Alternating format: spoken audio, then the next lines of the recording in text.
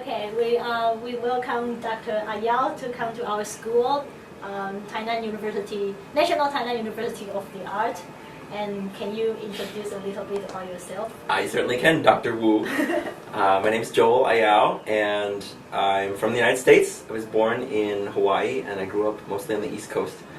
And I got an undergrad degree in solo piano, and got master's and doctorate degrees in collaborative piano.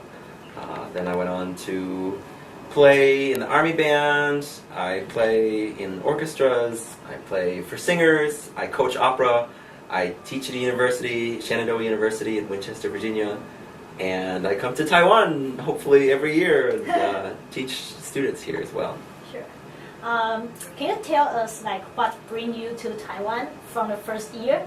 Because you came for several times. I would be happy to. Actually, I had already been studying Chinese in college, and I had a lot of friends at Juilliard who were from Taiwan, and they seemed really nice, and they said, oh, you should come to Taiwan and visit. So I came to Taiwan, and I liked it, and I got a scholarship from the Taiwanese government to study Chinese at Donghai Daxue.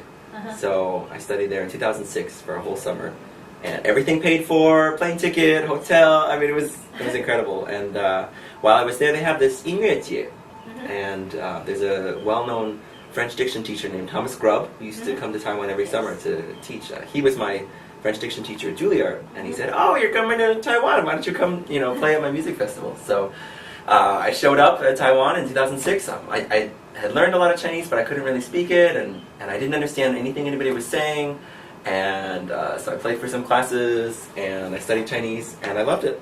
So I ended up going back many, many times to as an accompanist, as a pianist, and now as a teacher as well. Okay. According to your resume and according to our talking, I know you are very good at Chinese and also other language. Do you have any secret of language learning? Wow. Well, I have studied a lot of languages, and it gets easier by your fourth or fifth language. Chinese is my fifth language I studied.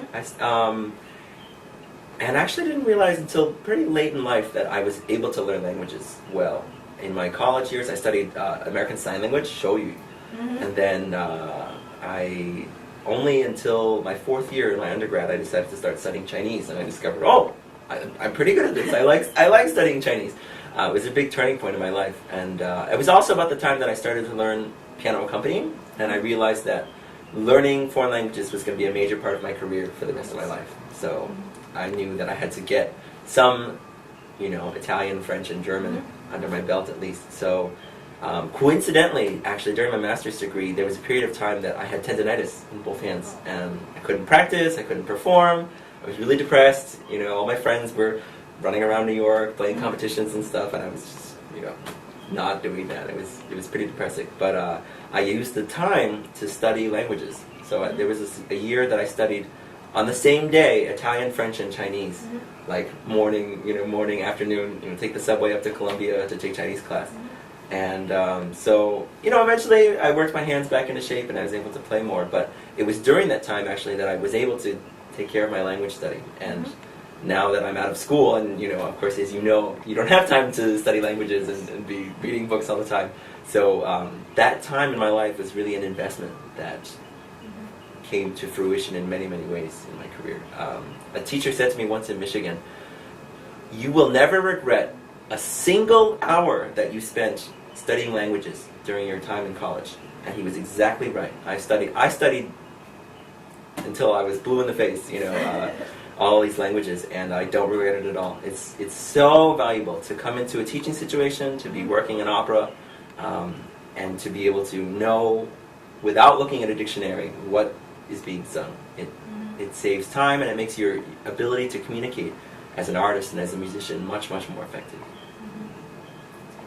Okay. And you just mentioned about the hand injury. I mean, it's really important to keep everything in shape. That's right. But hands are very important. Yeah. How did it happen, and how did you make it? Oh, how did it happen? Well, a lot of things. One of the things, bad technique, I would say. I didn't have great piano technique. I was a great sight reader. I could play a lot of things, but I didn't spend time thinking about how I play those things. I wouldn't sit down at a piano and say, oh, I'm gonna move my elbow this way, or I'm gonna shift my body weight. I just sort of threw my hands at the piano, and the notes came out, and I got paid. You know, of course, people pay you to play the piano, and I discovered that early on. Oh, this is a lucrative career. This is a way to make money as a pianist. Whereas I was a solo pianist, and I was very unhappy, and I didn't think I was going to last very long. So I just played for everybody in New York. In my first year at Juilliard, I flew to Arizona, to Maine, played at the Kennedy Center. I played in Carnegie Hall, like all these huge things. And at the same time, I would play, and then I would get injured, and then it would go maybe a week, and I couldn't touch the piano at all. Did you just ignore it? Or? Well, when you're injured, you know, it hurts. Sometimes you stop, or sometimes you play through the pain if you need the money bad enough, or if you need the job bad enough. And for me personally, I was at a really insecure stage in my life where I just felt like I needed to play. I needed to make a name for myself as a pianist, and if I didn't, I wouldn't have a career. I wouldn't be anybody. I'd be a nobody, you know. And so I would just play, even though I had pain in my hands. And turns out that's not a good idea. So being injured was definitely one of the hardest points of my life and one of the best points of my life. I got into Music Academy of the West, as you of course you know about. My first year at Juilliard, many of my classmates auditioned. I was the only one that got in, and I was like, ha ha ha, I'm going to Music Academy, you know. And I had to drop out. I couldn't go because of my hands, and it was devastating. I spent the whole summer home with my mom, not driving, not playing the piano, not typing on a computer, not playing video games, you know, just sitting. And it taught me a lot. So when I went back for my second year at Juilliard, I had lessons with Jonathan Feldman, of course, you know, and we had daily lessons on Taubman technique for a month, where every day we just started from the basics. Yep, and I relearned how to play the piano. And he told me for a year you're not allowed to sight read and learn new pieces while you're learning new technique. Because when you sight read, you're not thinking about how your hands are on the piano. You're just doing it. And what happens is it destroys all the new learning that you're doing. You just go back to old habits. So I did it. I mean, for a year, I didn't do any sight reading. I mean, obviously, I didn't make any money. You know, I just spent my whole time investing in my career and my hands. But actually, that was the most valuable time that it could have been for me. If I hadn't done that time, I wouldn't be able to teach piano. I wouldn't be able to know about how to play well. I'm a better pianist as a result. I understand how to make sound, how to play in a healthy way as a result. So, I mean, you know, when you get injured, you can talk about things like physical therapy and massage and acupuncture and all that stuff. All that is secondary. When you have an injury, you have to look at what is making you hurt. Where is the pain coming from? And it's almost always bad piano technique. And unfortunately, bad piano teachers are not just in America, not just in Taiwan, but all over the world, right? People who make a career or a living, and they don't know what the heck they're doing teaching. You know, I had a good piano teacher, but it just had a technique that didn't work for me. So, as a collaborative pianist, what skills do you think is a must-have skill, except sight reading, of course? Sight reading, yes. Number one, right? Which is funny because, ironically, sight reading is most harmful to my hands. You know, when you're talking about tendonitis, but sight reading is a big one. We're just constantly learning new pieces. You have to be able to learn quickly. Do you think sight reading is like born to have good sight reading? Great question. That's an excellent question because, oh man, I slaved away at class piano for years, you know, transposing, sight reading, alto clef, string quartets, you know, all that stuff. Boy, that was a pain. Sight reading, are you born doing it or can you learn it? I don't know. Are you born as a pianist or can you learn being a pianist?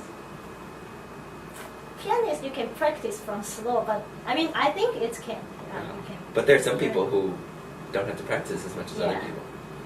So probably there's some combination of both, but I would say it's like 80% sight reading. I had a student once at Michigan, and this great thing.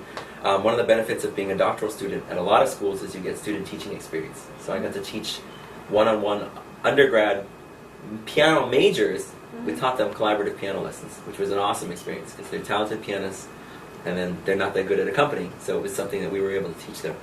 And I had a student who could not sight read, who I could give her a very simple Schubert song, and she would come in next week and it would be a mess. And it took her hours and hours to learn music, and I just thought, what are you going to do when you get out of school? You know, how are you going to... And then she won the concerto competition. She played Ravel and she won first prize. It's like interesting that I know some students they couldn't really read score. Yeah, Learn from listening. learn from ear. Exactly. Yeah. It's crazy. I don't. Yeah. Sorry, we're off topic. You asked me how to learn how to sight read. Yeah. Oh man, there was a student at Juilliard, violinist, who could not sight read. She literally could not read music. I mean, it was that bad. She could not read music. She used to put soap on her bow, so that when she played an orchestra, it wouldn't make any sound, and nobody knew that she was just faking the whole time. Yeah.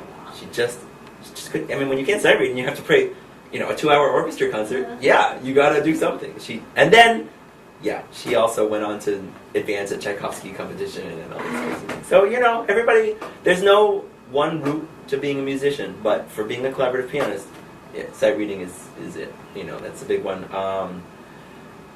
Let's see. I would say the desire to collaborate with other people, the desire to share the stage with other people. I've seen many good musicians who just don't want to give up being the star, and I don't understand that, and I'll never be a part of that. I think the best joys of music can be had in making music with other people, and it's just selfish to say, oh, I want to just play piano concertos and have 60 people on the stage supporting me, you know, and I don't understand that mentality, but it exists, and there are wonderful musicians who do that. So I would say, not a humble attitude, but a sharing attitude, a desire to communicate with other people and to make music is super important, you know. And also the ability to subvert your own musical goals to the greater good. You know, sometimes the way you want the music done is not the best way, and there's some people who don't get that. And you will learn really quickly when you get out in the real world. It's not about that. You know, how many times in our life can we make music exactly the way we want it, except as solo pianists? Maybe if you give a solo piano recital, you know, and you choose all your favorite pieces and you just play those pieces. You know, even then, you know, the concert program manager says, "Oh, I want you to play some Chopin because they like Chopin," or things. You know, it's not about this is exactly how I want it to be. But yeah, I see that in students. You know, like, chill out. You gotta. You know, music is not about that. Being a collaborative pianist means they hand you the piece, and you like it, and you learn it, and that's how you get paid. You know, and that's where you get 才有饭吃. You know, so. Oh, how do you learn a piece, especially a song? That's an excellent question. Yeah. Wow, you're all full of good questions today. This is great. The process is different for everything, and also the process is different from learning solo piano pieces, and that's really important. You know, you sit down to learn Beethoven Piano Sonata, right? Learn a hand separately, you know, make sure everything is feeling secure, put the hands together, metronome, 90, 100, 110. The truth is, solo pianists should practice like collaborative pianists more, or like other instruments. They should have an idea first in their mind of what they're trying to achieve, and then seek that idea through practicing. But they go backwards. They start by practicing the very small details, and then they build up like a sandcastle, and then it becomes a weird castle. But in collaborative piano, I really feel strongly that when you get a song, for instance, let's start with an art song. You need to be able to understand how the singer is going to sing it. So in order to do that, I translate the words, and then I sing the song. You know, I literally look at it and sing the notes. I have perfect pitch, which is a huge blessing. That's something that's helpful. It's funny, there are a lot of collaborative pianists who don't have perfect pitch, but they spend a lot of time trying to learn things. So learn the vocal part, and then figure out the tempo and the breathing and the phrasing. It's all dictated by the voice part. You know, the information is not contained in the piano part. So if you start by learning the piano part, you have to relearn everything as soon as you put the voice part on top of it. So that's for a song. Start with the voice part, and it's the primary thing, and of course start with the poem, the word. What's in the poem dictates all the other decisions we make. It's so dissatisfying to work with a singer or to work with even a collaborative piano student, and you know they don't know what the poem is about. You don't even know how to play the first measure if you don't know. Is it a happy song? Is it a sad song? Is it a tragic, angry song? And what's so sad about that is it's the greatest joy of being a collaborative pianist for me is to play words, to play beautiful poetry into music. And when people come and they don't know the words of the song, they're missing out on the greatest joy of being a collaborative pianist. So that's for a song. And I would say for a sonata, an instrumental duo sonata, violin or cello, I would say it's a little bit more similar to the solo piano process of technically working everything out. I have one more thing to talk about, though, which is playing either opera scores or instrumental concertos, any sort of orchestral reduction. It's really important to know the final tempo at the very beginning of the learning process. Don't skip, because as you know, for an orchestral reduction, we get to adjust what we're playing. We get to add notes and subtract notes and change registers to make it sound like the orchestra. And if you start, and you go like da da da da da da da da, like learning rhythm exercises or whatever, and then you find out later that the tempo is way too fast to play all the notes, you've wasted all that time. And as we know, being a collaborative pianist, time is our greatest asset and our most precious asset. So any time that we can save by having an idea of the piece and the architecture of the piece and the feel of it beforehand is really important time. As we can see, you studied in like many really top schools in the United States. Do you think we don't really have a doctorate degree for collaborative piano in Taiwan? How is it like in America to study in a doctorate in collaborative piano? Well, it depends on the school. First of all, I mean, of course, even you and you went to Eastman, I went to Michigan. You have the world's worst comps exam, notoriously difficult. Many students fail, and you have to write a document too, right? So no document at Michigan, and there is a comps exam, and it's pretty tough. And I almost failed it. So I shouldn't say there's no comps exam. There is, but the focus is not on general music history. You do not have to learn Renaissance, Baroque, those kinds of things. We're collaborative pianists. We don't play Renaissance music. And we almost don't play Baroque music too. So we our comps and our oral exams are focused on your area of study. So for me personally, my entire life has been going from very broad, very vague study to more specific, right? From my undergrad piano and a comp sci, I was a computer science major as well. Master's collaborative piano, doctorate, even more specialized, and for me it was an awesome time because I got to spend the most time that I had on what I love doing, which is collaborating and learning to collaborate. So, and I got paid to do it. It was free, a lot of schools in America, the doctorate is free. We have to pay. Sorry. But it was free. I got a very small stipend, and it was enough to pay my rent in Ann Arbor, and I spent 3 years there, and it was 3 very, very busy but focused years.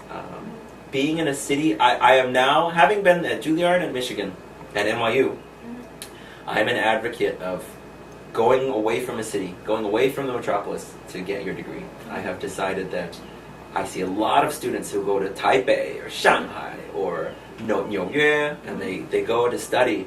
And what do? They gig, they teach, they go to concerts, they're doing all these things. What are they not doing? Studying. They're not growing at their craft. And that's the only reason to go to school. If you are going to school, so many people, they go to Juilliard because why? Connections, right? You want a teacher who's going to be your advocate, he's going to get you a job, he's going to get you an audition for an orchestra or whatever, and I think that's a terrible reason to go to school. If you are good, if you are at a high level, you will get the connections. You will get where you need to go. But if you suck and people are giving you connections, then you're going to fall on your face. You're going to be terrible because they're going to hear you play and they're going to realize, oh, you never worked out your technical problems. So my time at Juilliard was exciting, and I got lots of really big opportunities. I played with Juilliard faculty members. I did all sorts of concerts, and I didn't grow as much as I did at my doctorate at Michigan. And that's not because of my teachers. My teachers at Juilliard were also fantastic, the top. But the focus at Juilliard, and I think I wouldn't say Shida and Beida because I don't know those schools, but I'm guessing the focus is more on very quickly getting the results. Here is the piece. We want to spend in an hour. We want to get this to the level where it can be on stage. And there's not the emphasis on developing as an artist, becoming who you are, being able to control your body in all its different ways to play music. So after that experience, I've decided that cities are too distracting, and children, as I was a child once. You know, we like to play and not work. And so you really need to, you know, go to a place like Michigan or Eastman, you know, in the middle of nowhere, kind of, to really focus on your studies and to be around other musical minds and grow as an artist. You know, I'm not saying that you can't go to Manhattan School of Music and get a great education. You certainly can, you know. But I guess that's just me personally. This is how I found a way for me to sort of unlock my potential as an artist.